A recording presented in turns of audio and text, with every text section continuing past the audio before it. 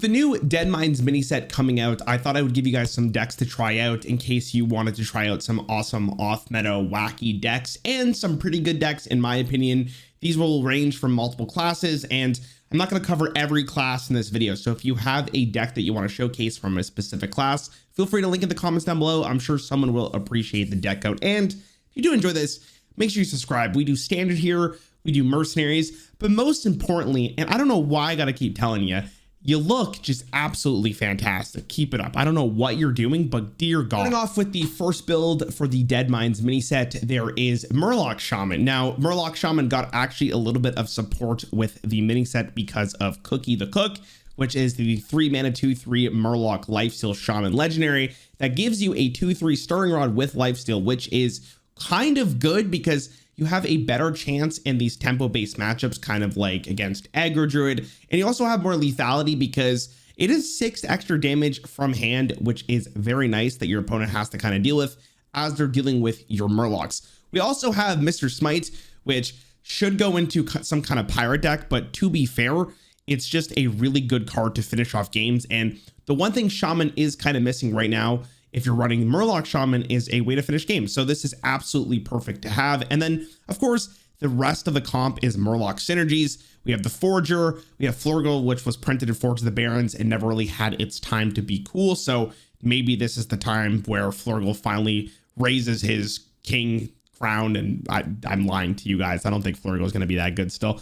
We also have the Chieftain. There's just a lot of good Murloc synergy here. And the main way you're going to win games is with No Fin Can Stop Us, because it's +2/+2 with the Murlocs on board, the portals, the Storm Strikes, the hammer, and of course, Mr. Smite. We have Mana Crick in here, but if you want to add Fireheart, because Fireheart will give you some spells later in the game if we get that far. But I don't know how often the games are really going to go past like turn 7. So not sure how much value you're going to get, but there you go. Deck codes in the description. Let's go to the next deck. Next on the list, we have Zoo Questline Warlock. Now, I do think some of the cards that Dead Mines provided for Warlock are actually going to fit quite nicely into the more handlock control version of the Questline deck that you probably see more often, but we're trying to spice things up here.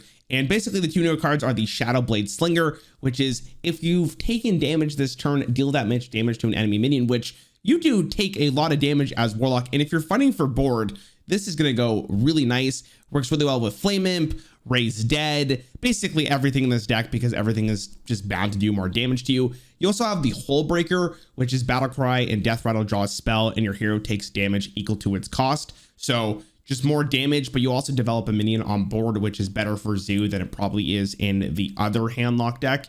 And then basically it's just the average Zoo lock things you'll probably be seeing if you're going to be playing it. The Dark Lair, the Lucky Soul Hoarder, and the Scholar can be an extra reach in case you don't have lethal.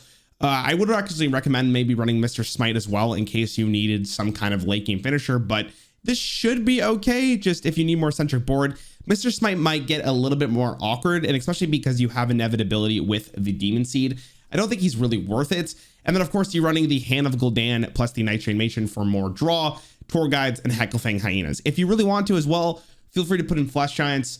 I'm not sure will be the best one here, but we have to make room for our new cards. So take out Flesh Giants and add these new cards in. You're going to get your quest done extremely fast with this. So race to finish your quest line, I guess. Deck codes in the description. Let's go to the next deck. Next on the list is Pirate Warrior, and I actually think Pirate Warrior is going to be quite good because of Mr. Smite. Now, there's a lot of benefits to this card. Not only is it a charge for itself, so it's just 6 damage for 6 mana, but once you do finish Raid the Docks and you get the Juggernaut out with Rakara, there is actually a chance you can summon Mr. Smite from that, which is just a free 6 damage, plus with all the extra mana for the pirates that you could spend your mana on, I guess. Now, that feels a little bit ridiculous, and I feel like if a game was decided by that, it's going to really suck, but it's in the game, so we're probably going to do Pirate Warrior. The rest is just pretty much the standard pirate stuff. This is a little bit more of an aggressive build because now we do have Mr. Smite, and then we're using the Defias Cannoneer, which is this after your hero attacks, deal 2 damage to a random enemy twice. Good pirate, higher pirate density.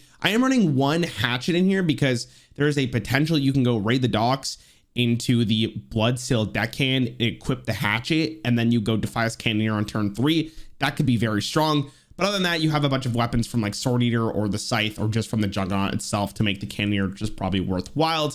The rest is pretty much pirates. You want to finish your quest as fast as possible, get some armor, develop some taunts, I don't know, draw cards, Stonewall Anchorman things, and then Mr. Smite to basically finish off the game. I actually think that Pyro Warrior is going to be a lot better. One of the problems with Pyro Warrior is that you had a lot of value with the Juggernaut, but you didn't really have a way to kill your opponent fast enough. So maybe with Mr. Smite, it's another minion that your opponent just has to focus because, you know, it's a 6-mana 6/5 that does damage. And then if you leave it up for a turn, it gets really spooky.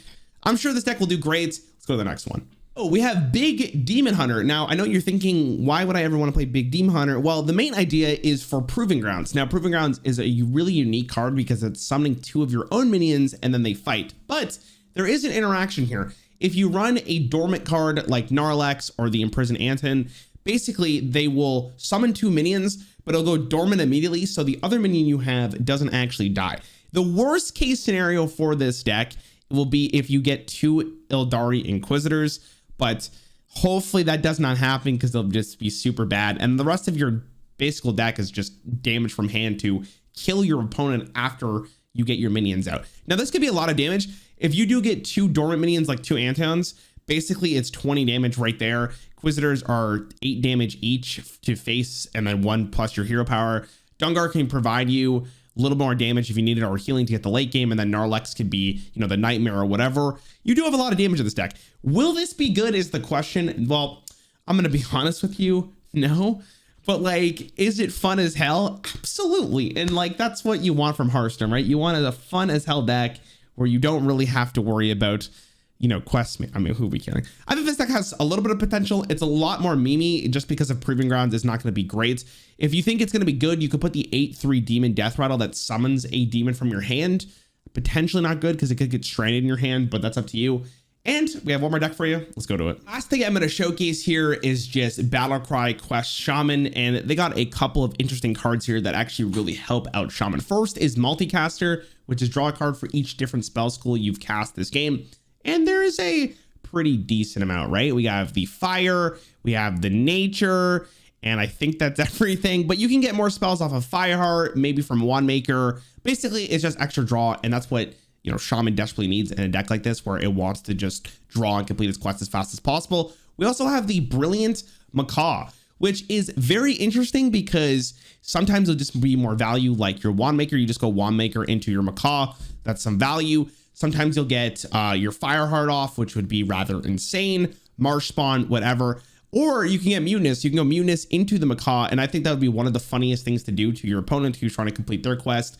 You eat some pirates, whatever you want to happen to do. And then the rest of the deck is just catered around, you know, obviously Command the Elements and just getting Burkhan out, getting the value, and just winning the game through spells. Will this deck be good? Probably. Will this deck be top tier? I think it could have a chance, potentially.